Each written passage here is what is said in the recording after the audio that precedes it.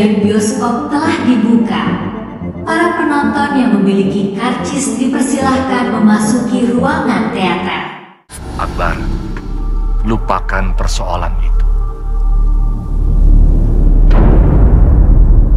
Bang, serahkan semua ini pada Allah. Jangan main terlalu jauh. Khawatir tidak tahu jalan pulang. Hei iblis, jangan pernah bersembunyi di dalam kebaikan.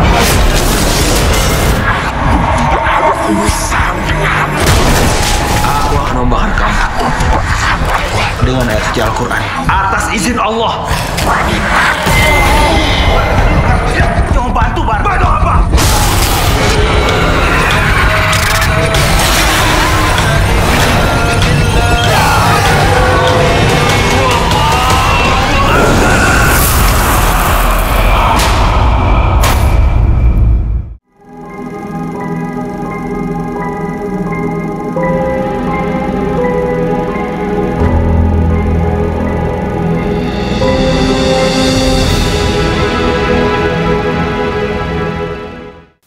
Bismillah, salatu wassalamu rasulillah wa ala alihi wa ba'du. Salam yang terbaik, salam para malaikat kepada para calon penghuni surga semuanya insyaallah. Assalamualaikum warahmatullahi wabarakatuh. Bersama saya Erik Yusuf, sekarang di kajian yang baru ya, formatnya yang baru dengan tema kajian bioskop. Nah, ini menarik sekali. Dan tentu ya, di awal-awal kajian ini kita melakukan survei dan juga kuesioner bahwa kajian apa sih yang ingin diangkat di awal-awal ini ya, di dalam format kajian bioskop ini. Ternyata muncul ya beberapa yang kemudian kita lihat, tentu film yang sedang digandrungi masyarakat. Film apa? Film horor. Aduh, prihatin sekali ya, yang digandrunginya film horor gitu.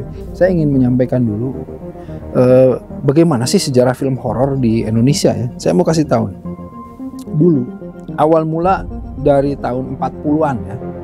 Tahun 1940 sampai 1970. Film horor yang pertama di Indonesia, tahu nggak film apa? Film horor pertama adalah film Tengkorak Hidup. Wow, itu tahun 41. Belum merdeka juga ternyata ya. Tapi udah ada namanya Tengkorak Hidup yang menggabungkan unsur mistis dengan cerita rakyat. Nah, film ini diproduksi oleh Java Industrial Film tuh. Ini sejarahnya nih. Jadi cerita-cerita rakyat itu ya, yang kemudian horor yang ada mistis itu memang dari awalnya itu menjadi populer ya. Dan kemudian era kebangkitan film horor itu tahun 70-an. Ada film horor yang mungkin bapak-bapak kita semuanya gandrung ya, atau orang-orang tua kita itu yang namanya Beranak Dalam Kubur. Ini tahun 72. Udah pernah lahir belum tahun 72? Orang tuanya aja belum nikah tuh kan, apalagi lahir. Nah, jadi film klasik horor itu Beranak Dalam Kubur. Ada juga Ratu Ilmu Hitam tahun 79 tuh. Ya, ini menggabungkan mistis dengan cerita balas dendam. Kemudian era keemasan film horor itu muncul di tahun 80-an. Ini kalau kita dengar semuanya ada The Legend, Ratu Horor Indonesia siapa? Susana. Nah, ini Susana ini Ratu Film Horor Indonesia. Ya. Karena film-film seperti Sundel Bolong tahun 81 ya, 1981, Nyi Blorong 1982 gitu ya. Dan Susana tuh memainkan beberapa film-film horor lah. Kemudian kebangkitan kembali film horor tuh di tahun 2000-an. Kenapa? Tahun 2001 Jelangkung misalnya. Ini kembali nih ya, digandrungi masyarakat. Kuntilanak 2006 gitu. Digandrungi. Kenapa sih? Ternyata di sini ada teknologi dari sinematografi. Susah banget sih, sinematografi. Jadi ada teknologi modern yang membuat ada CGI dan lain-lain yang membuat itu tampak lebih real gitu ya. Kenapa sekarang banyak yang kemudian meminta kita untuk mengangkat film horor. Itu ceritanya. Nah, teman-teman kreatif, sekarang kita akan membahas film horor dengan judul apa nih? Jadi di episode kali ini Ustadz kita akan bahas film tentang judulnya Roh Fasik. Roh Fasik. Fasik. Itu tentang bagaimana tuh? Saya ceritain dulu ya Ustadz, sinopsisnya. Ya. Jadi film ini merupakan film horor religi Indonesia yang dirilis pada tahun 2019 disutradarai oleh Ubay Fox. Nah, Roh Fasik ini bercerita tentang keluarga yang religius namun diteror iblis. Hal ini bermula saat kematian istrinya. Dari situ Akbar, suaminya, langsung terpukul dan gak semangat lagi untuk hidup dan meninggalkan sholat, tak lagi percaya Allah. Akbar yang memiliki satu anak perempuan akhirnya menikah lagi dengan Renata. Namun sayangnya masih belum bisa move on dari istri pertamanya yang udah meninggal itu, Ustadz. Nah, sejak saat itu rumah mereka mulai dihantui oleh roh jahat. Teror ini terkait dengan rahasia kelam di masa lalu Renata. Dengan bantuan sahabatnya, Hasan, Akbar akhirnya kembali menemukan keimanannya. Nah, ternyata yang membunuh istrinya si Akbar ini itu Renata, Ustadz.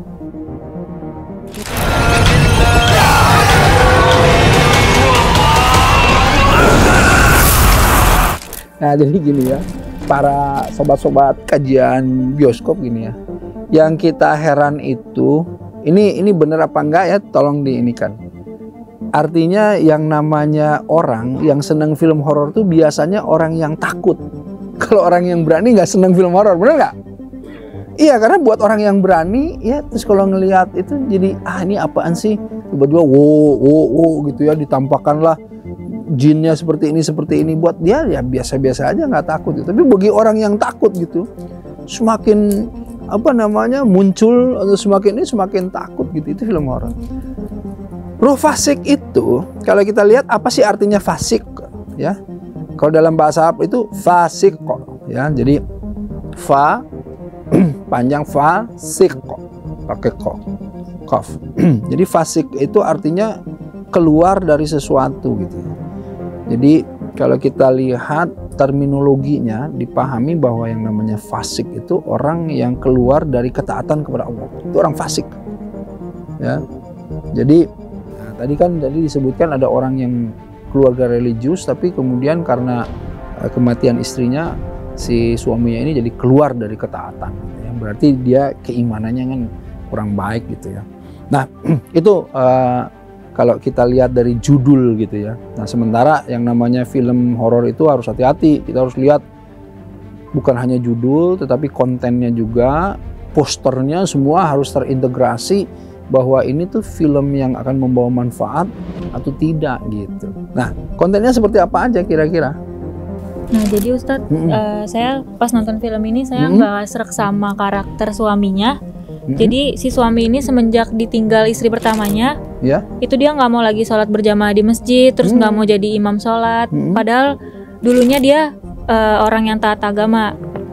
Jadi ia merasa terpukul dan tidak semangat dalam menjalani hidup semenjak istrinya meninggal. Nah, Ustadz, saya mau nanya, hukumnya meratapi orang yang sudah meninggal tuh apa sih, Ustadz? Lupakan persoalan itu. Bang, serahkan semua ini pada Allah. Alam ahad ilaikum ya bani. Abang.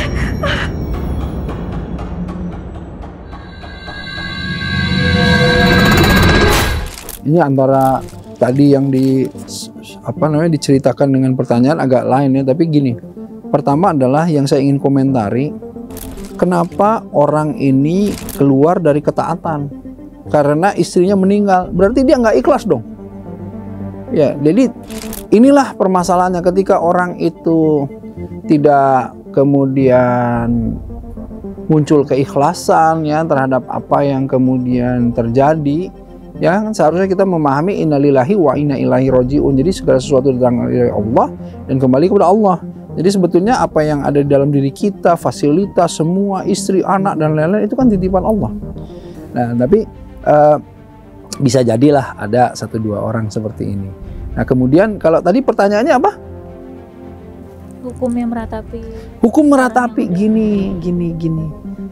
Kalau kata-kata ratapan saja sudah tidak tepat ya. Coba saya pengen tahu definisi ratapan dari Ciniti. Saya lupa mengenalkan Ciniti. Saya ditemani Ciniti. Ciniti itu Cinema Chat GPT. Selain saya ditemani oleh tim kreatif. Nah, karenanya saya sapa dulu nih. Halo Ciniti. Halo juga, ada yang bisa kubantu? Apa kabar? Baik, terima kasih sudah bertanya. Aku baik-baik saja. Lagi banyak belajar hal baru. Ini cukup sibuk. Kalau kamu sendiri? Ini memang ChatGPT yang cukup cerewet ya ternyata ya. Saya mau tanya sama Ciniti gitu ya. Sebetulnya apa sih sebetulnya arti definisi ratapan itu? Ratapan itu seperti ungkapan kesedihan yang paling dalam. Misalnya, kalau kita lagi berduka kehilangan orang tersayang, atau lagi ngalamin keputusaan yang luar biasa, nah ratapan itu bisa jadi cara kita meluapkan emosi yang lagi campur aduk di dalam hati. Kalau di dalam agama Islam, apa hukumnya ratapan? Dalam agama Islam, ratapan itu sebenarnya bukan sesuatu yang dianjurkan. Lebih baik kita mengikhlaskan kepergian orang yang kita cintai dan mendoakan mereka. Kamu hebat juga ya. Ya sudah nih ya. Nah tuh ChatGPT aja tadi bilang bahwa ratapan itu kalau dalam agama Islam itu tidak dianjurkan. Tadi yang sudah saya sampaikan bahwa di dalam agama Islam ketika kita kehilangan seseorang dengan pemahaman innalillahi wa inna ilaihi rajiun, sesungguhnya kita mesti mengikhlaskan dan justru mensupport, mendorong semua keluarga yang ditinggalkan agar supaya tidak meratapi atau tidak sedih secara berlebihan ya. Nah, dengan tidak sedih secara berlebihan artinya nanti dia insya Allah akan lebih bisa sabar menerima itu semuanya dan ikhlas, karenanya banyak-banyak berdoa, memberikan kebaikan terhadap bukan hanya kita yang ditinggalkan, tetapi juga justru almarhum atau seseorang yang meninggalkan kita. Gitu. Ada lagi pertanyaannya? Ada Ustadz. Jadi di film Rofasik ini saya bingung, setiap ada yang ngaji itu pasti iblisnya tuh ganggu dia dan bereaksi di rumah tersebut.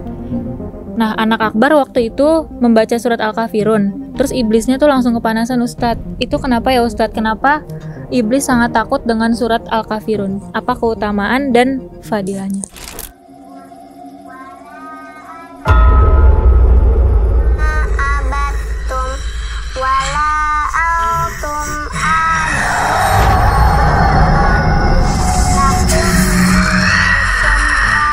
Hentikan bacaan itu! Nah, itu yang bikinnya sutradara atau penulis naskah itu. Padahal yang namanya iblis, jin dan lain-lain, jangankan surat Al-Kafirun, ta'awudz saja udah lari dia. Nah, jadi gini ya, perlu diluruskan. Tidak benar yang namanya ada orang ngaji kemudian banyak jin, banyak iblis ngeganggu dan lain-lain. Enggak, justru pada lari semuanya. Takut mereka, takut. Kenapa mereka takut? Karena ya semua yang ada di alam raya ini itu kan semuanya ciptaan Allah, betul nggak? Nah, karenanya nggak mungkin ada orang yang nggak takut sama Allah, betul nggak? Nggak ada. Semua makhluk tuh takut sama Allah, gitu. Jin, iblis, setan, semuanya ya takut sama Allah, gitu. Yang nggak takut itu dianya sama kita, gitu kan.